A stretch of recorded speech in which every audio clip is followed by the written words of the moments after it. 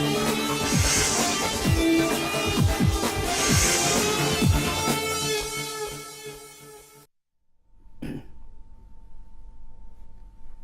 Morning.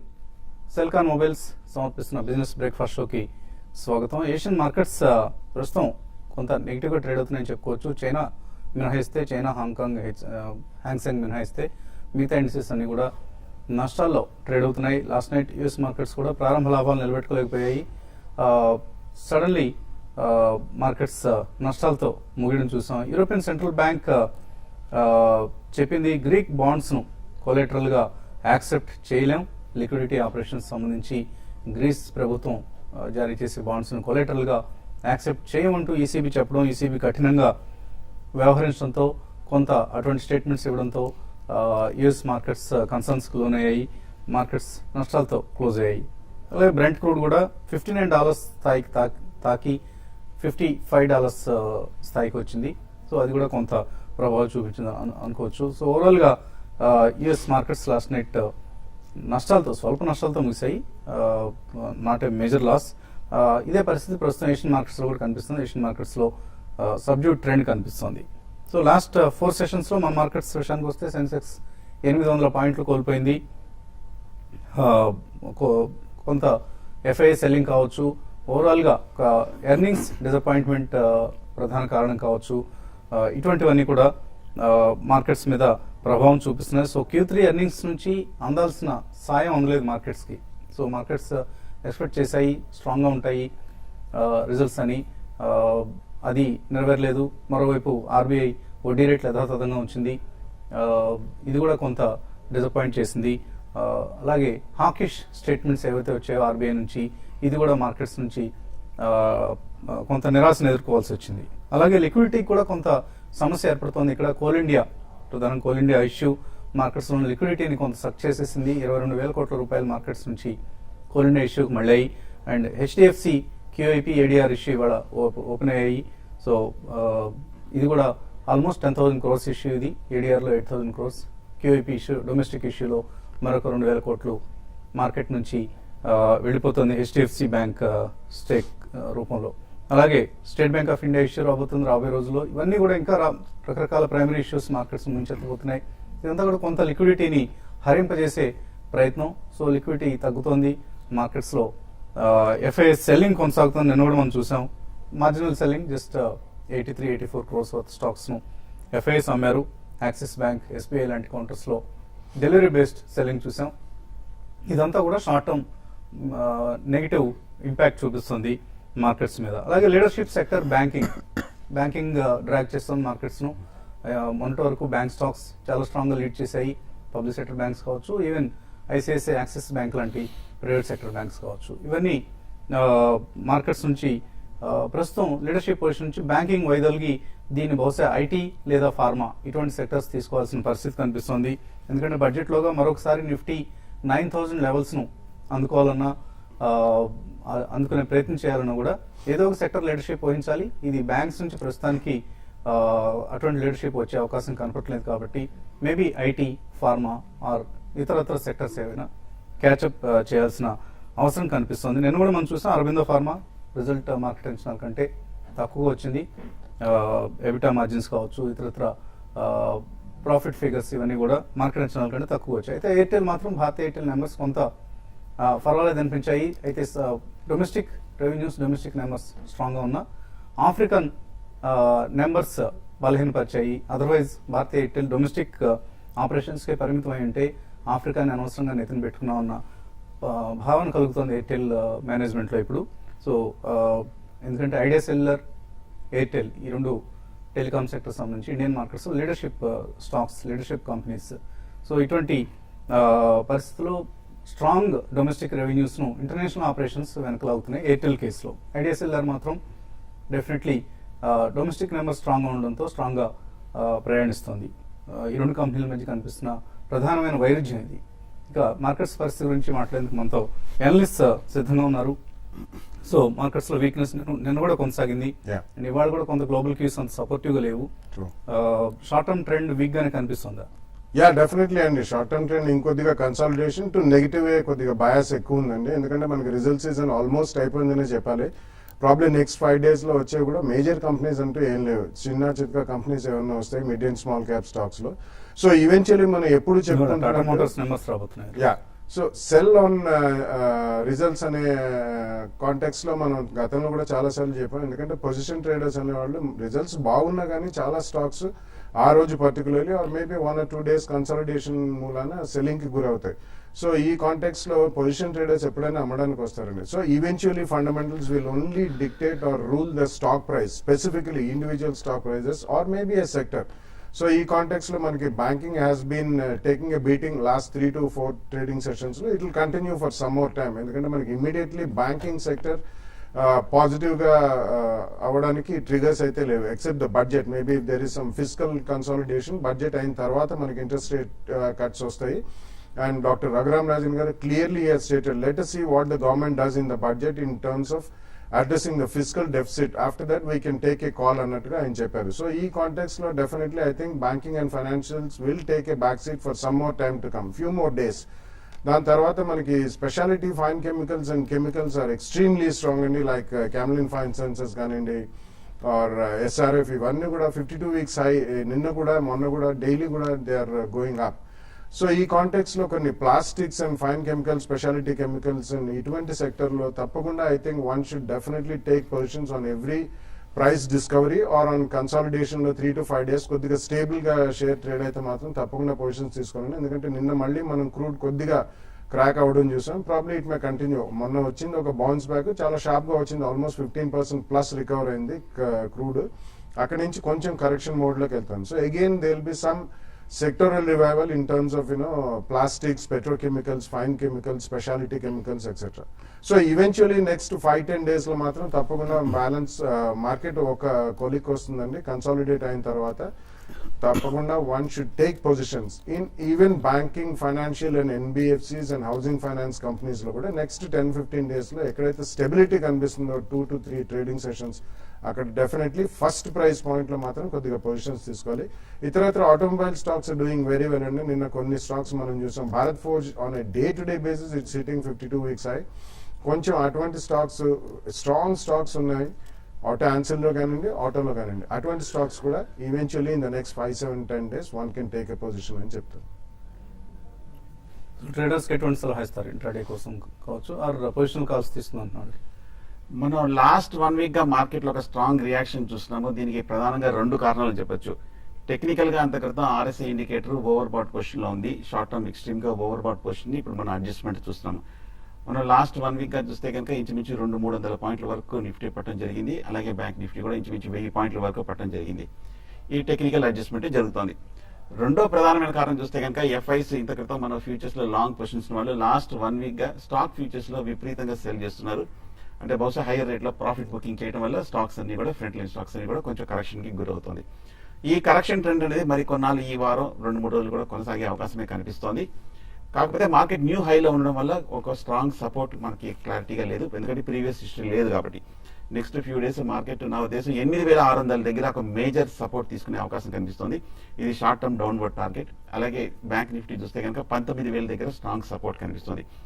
ఈ 2 levels లో కనుక మార్కెట్ కొంచెం బాగా స్టెబిలైజ్ అయ్యి కొంచెం బాగా కన్సాలిడేషన్ అయ్యి ఇక్కడ కనుక స్ట్రాంగ్ గా క్లోజ్ అవుతే అప్పుడు మార్కెట్ లో ఒక అప్ ట్రెండ్ వచ్చే అవకాశం కనిపిస్తుంది. ఇంచుమించు ఈ లెవెల్లో మార్కెట్ లో కూడా 20 days మూవింగ్ యావరేజ్ కూడా చాలా కీలకమైన లెవెల్ ఉంది. ఆ లెవెల్కి వచ్చి ఒక మార్కెట్ కన్సాలిడేషన్ తీసుకునే అవకాశం ఉంది. సో ఈ నేపథ్యంలో లాంగ్ పొజిషన్స్ మటుకు ఒక వెయిట్ చేసి ఒక 8600 దగ్గర కొంచెం తీసుకోవచ్చు. ఈ లోపల ఫ్రంట్ లైన్ స్టాక్స్ కూడా ఆల్మోస్ట్ 10% కరెక్షన్ కూడా మనం చూస్తున్నాం. ఒకసారి కరెక్షన్ పూర్తి అయిన తర్వాత మనం చూడాల్సిన సెక్టర్స్ ఐటీ ఒకటి కొంచెం స్ట్రాంగ్ గా కొంచెం లాస్ట్ 1 week కన్సాలిడేషన్ అయింది. అలాగే స్టీల్ అండ్ అల్యూమినియం మెటల్స్ కూడా కొంచెం బాగా కన్సాలిడేషన్ అవుతుంది. ఈ 2 సెక్టర్స్ ని గమనించి అలాగే ఫార్మా కూడా కొంచెం ఈ 1 week లో కరెక్షన్ తర్వాత ఫ్రంట్ లైన్ స్టాక్స్ లో కూడా బై చేయొచ్చు. సో వీటిని లాంగ్ పొజిషన్స్ వచ్చి ఇంట్రాడే చూస్తే కనుక మార్కెట్ లో సపోర్ట్ 8700 దగ్గర కనిపిస్తుంది. ఇవాళ ఫ్లాట్ గానే ఓపెన్ అయ్యే అవకాశం కనిపిస్తుంది. 8700 దగ్గర కనుక కొంచెం కన్సాలిడేషన్ అయితే కనుక ఇంట్రాడేకి లాంగ్ పొజిషన్ తీసుకొని జస్ట్ 30 points టార్గెట్, ఒక 20 points స్టాప్ లాస్ తోటి హోల్డ్ చేయొచ్చు. అలా కాకుండా 8700 కిందే కనుక క్లోజ్ అవుతే నెక్స్ట్ టార్గెట్ 8700. సో ఈ నేపథ్యంలో షార్ట్ పొజిషన్స్ ఉంటే మటుకు 8800 పైన స్ట్రిక్ట్ గా స్టాప్ లాస్ పెట్టి హోల్డ్ చేయొచ్చు. కాలర్స్ లైన్ లో ఉన్నారు. ఫస్ట్ కాలర్ సరీన్ కాకినాడ నుంచి. Hello hello. ఓకే అండి, సో సరే కాల్ కట్ అయినట్లు ఉంది. నెక్స్ట్ కాలర్ లైన్ ఉన్నారు, వంశీ. హలో. హలో అడగండి వంశీ. సార్, 2010 లో విజయ బ్యాంక్ 102 తీసుకున్నాం సార్. ఇంతవరకు ఆ మార్క్ రీచ్ అవ్వలేదు అది. అది మరి దాని గురించి చెప్పండి సార్. సో ఆయన 5 సంవత్సరాల నుంచి వెయిట్ చేస్తున్నారు. విజయ బ్యాంక్ 102 రూపీస్ ఏదైనా వచ్చే పరిస్థితి కనిపిస్తుందా? Yeah, it's a small bank and it's not such a highly profitable bank, and regionally కూడా చూసుకుంటే మనం ఓన్లీ సౌత్ లోనే దానికి ఎక్కువ బ్రాంచ్ ఎక్స్పాన్షన్ కానివ్వండి, బ్రాంచ్ ప్రెసెన్స్ ఉంది. సో ఇలాంటి small banks it will take a long time అండి, ఎందుకంటే వాళ్ళకు ఉన్న non performing assets baggage clean చేసుకోవాలంటే కూడా it will take a reasonably long time to really come up to the standards. ఈ కాంటెక్స్ లో I think you should switch over to some of the private sector banks అండి. But use this opportunity. ఎక్కడైనా మీకు చిన్న trading bounce వస్తే Vijaya bank నుంచి you can shift over to maybe a Capital First or a Bajaj Finance or even maybe a DCB స్వల్పంగా react అవుతుంది. But growth pattern చూసుకుంటే last 1 or 2 years లో అది ఆల్మోస్ట్ 40 years నుంచి ఆల్మోస్ట్ 120 దాకా. సో అటువంటి ప్రైవేట్ సెక్టర్ బ్యాంక్స్ లో మీరు పొజిషన్ తీసుకోండి. ఇన్వెస్టర్స్ నుంచి మరిన్ని కాల్స్ అలాగే మెయిల్స్ తీసుకోబోయే ముందు సెల్కాన్ మొబైల్స్ బిజినెస్ బ్రేక్ఫాస్ట్ షోలో చిన్న break.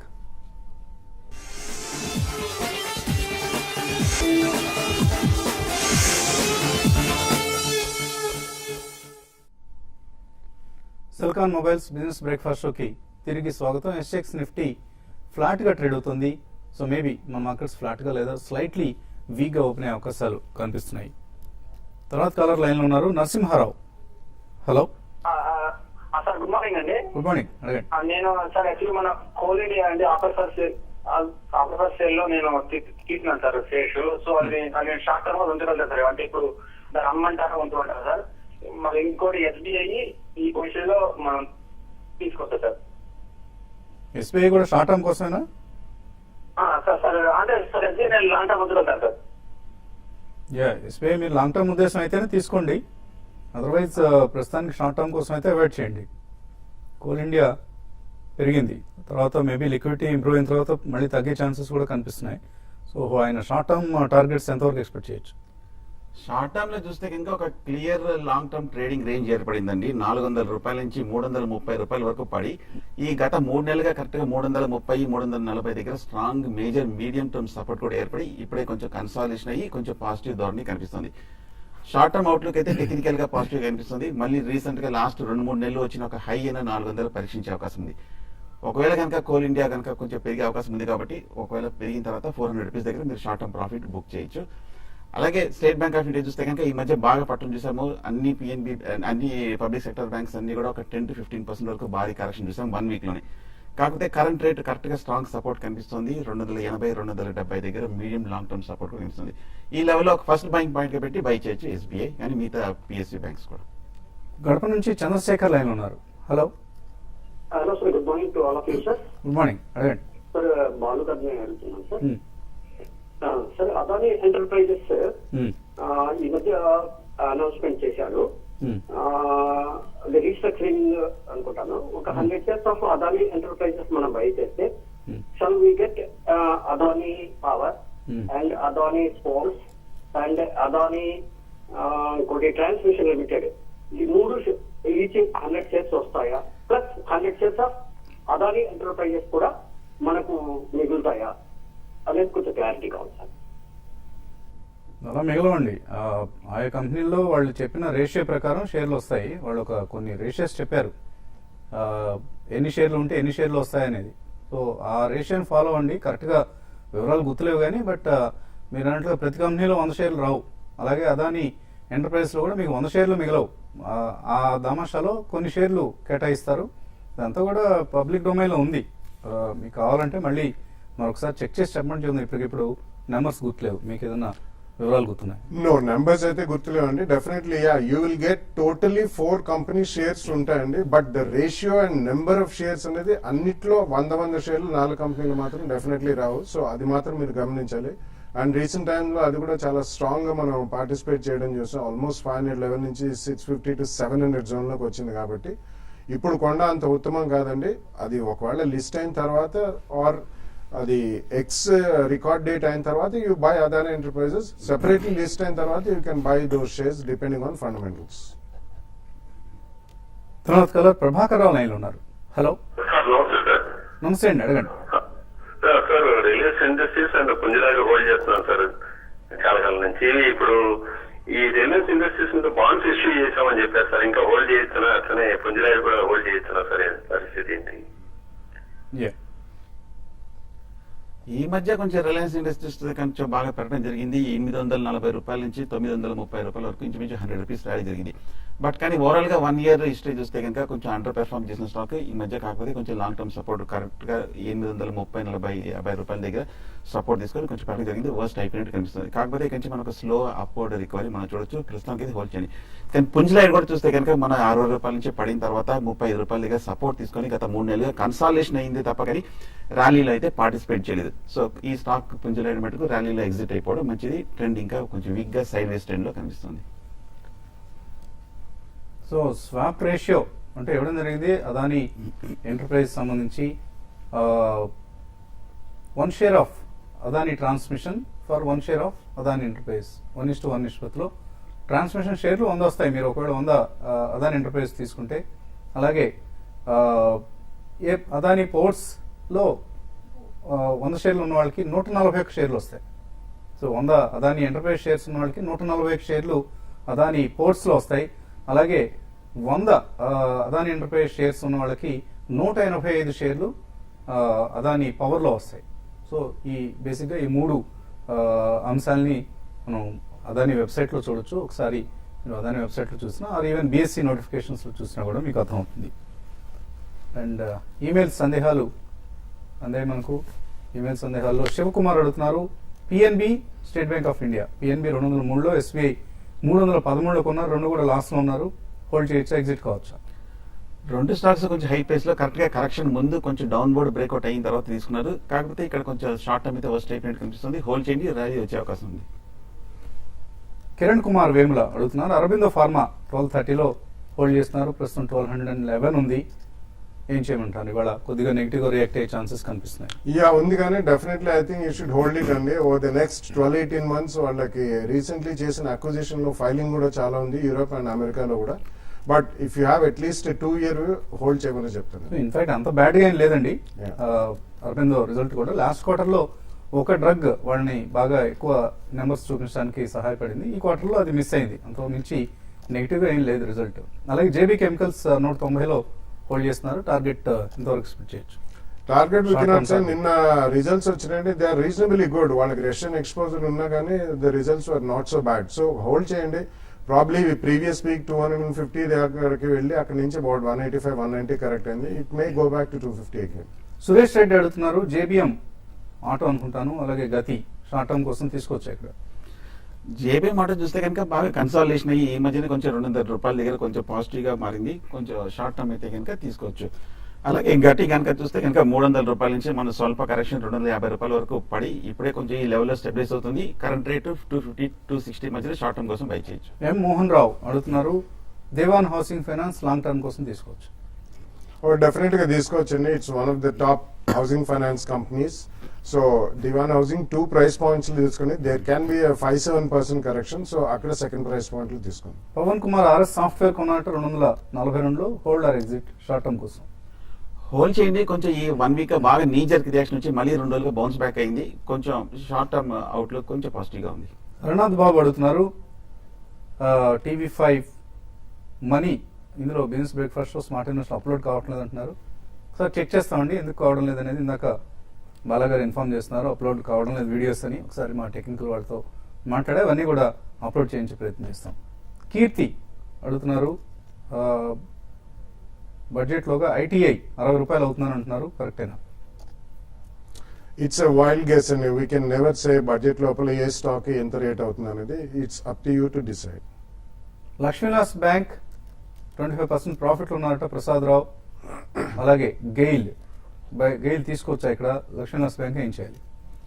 Lakshmi Vilas bank hold చేయండి, కొంచెం బాగా స్లోగా ఉన్నప్పటికీ ఈ మధ్య కొంచెం బాగా రియాక్షన్ పాజిటివ్ గా రావడం జరిగింది, మేజర్ అప్వర్డ్ బ్రేక్అవుట్ కూడా వచ్చింది, సో హోల్డ్ చేయండి. అండ్ అలాగే గెయిల్ కూడా చూస్తే కనుక కొంచెం బాగా డౌన్వర్డ్ రియాక్షన్ తర్వాత ఈ గెయిల్, కేన్ ఇండియా, ఓఎన్జీసీ బాగా సపోర్ట్ తీసుకొని కన్సాలేషన్ అవుతుంది, ప్రస్తుతానికి ఈ లెవెల్ బై చేయండి. సో గెయిల్ ని సబ్సిడీ నెట్ లోంచి బయటికి తీస్తున్నారంటున్నారండి. సో అదే కనుక జరిగితే కొంతవరకు పాజిటివ్ ఇంపాక్ట్ ఉండొచ్చు. షార్ట్ టర్మ్ కోసం అయితేనే తీసుకోండి, otherwise avoid GAIL also. Kaveri seeds ఇక్కడ తీసుకోవచ్చా, కరెక్షన్ కోసం వెయిట్ చేయాలా? వెంకట అడుగుతున్నారు. Yeah, last 2 days లో I think we have seen a very sharp reaction అండి, from almost down 700 to 750 zone నుంచి ఒక 100 రూపీస్ జంప్ చాలా షార్ప్ గా వచ్చింది. స్వల్ప రియాక్షన్ గురించి వెయిట్ చేయండి, దాని తర్వాత you can by. Bhaskar Reddy అడుగుతున్నారు, ఐషర్ మోటార్స్ ఉన్నాయి ఆయన దగ్గర, సెల్ చేయొచ్చా, హోల్డ్ చేయొచ్చా? మోటార్స్ బాగా బులిష్ గానే కనిపిస్తుంది, హైయర్ రేట్ లో కూడా పెద్ద కరెక్షన్ రాలేదు, హోల్డ్ చేయండి, స్ట్రెంత్ ఉంది. నారమ్మ అడుగుతున్నారు, జిందాల్ ఫోటో కరెంట్ లెవెల్స్ లో 2 months కోసం తీసుకోవచ్చా? బాగా రియాక్షన్ చూసామండి, 250 రూపాయల నుంచి కంటిన్యూస్ గా పడుతూ 130, 140 రూపాయల వరకు పట్టడం జరిగింది. ఇక్కడ లాంగ్ టర్మ్ సపోర్ట్ ఉంది, కొంచెం ఒక రిలీఫ్ ర్యాలీ ఎక్స్పెక్ట్ చేయొచ్చు ఇక్కడ నుంచి. అశోక్ లేలాండ్ 3 months కోసం తీసుకుందాం అనుకుంటున్నారు, రిజల్ట్స్ ఎలా ఉన్నాయి? అశోక్ లేలాండ్ రిజల్ట్స్ ఆర్ ఓకేనండి, but 3 months is a very short time, ఎందుకంటే అది చాలా షార్ప్ గా పెరిగిన స్టాక్ లాస్ట్ 1 year లో చూసుకుంటే. 3 months అయితే wait for some more reaction, maybe another 10% అక్కడ మీరు తీసుకోండి. సో మళ్ళీ రిజల్ట్స్ వచ్చేంత వరకు అంతగా యాక్షన్ ఉండకపోవచ్చండి అశోక్ లేలాండ్ సంబంధించి. And monthly sales figures maybe February figures చూసిన తర్వాత మార్చిలో డెసిషన్ తీసుకోండి. అండ్ పక్కనే ఇప్పుడు దాకా డిస్ప్లే చేసిన అంశాన్ని చూశారు. సో పర్సనల్ ఫైనాన్స్ సమిట్ మొట్టమొదటిసారిగా TV5 నిర్వహిస్తుంది, paisax.com సౌజన్యంతో. సో తప్పనిసరిగా హాజరై ప్రయత్నించండి హైదరాబాద్ కూకట్పల్లి JNTలో ఫిబ్రవరి 13 సాయంత్రం 6 గంటలకు. అండ్ రిజిస్ట్రేషన్స్ కోసం paisax.com వెబ్సైట్ చూడండి. ఇది వాటి Celkon mobiles business breakfast show. మధ్యాహ్నం 1:30 స్మార్ట్ ఇన్వెస్ట్లో మళ్ళీ కలుద్దాం.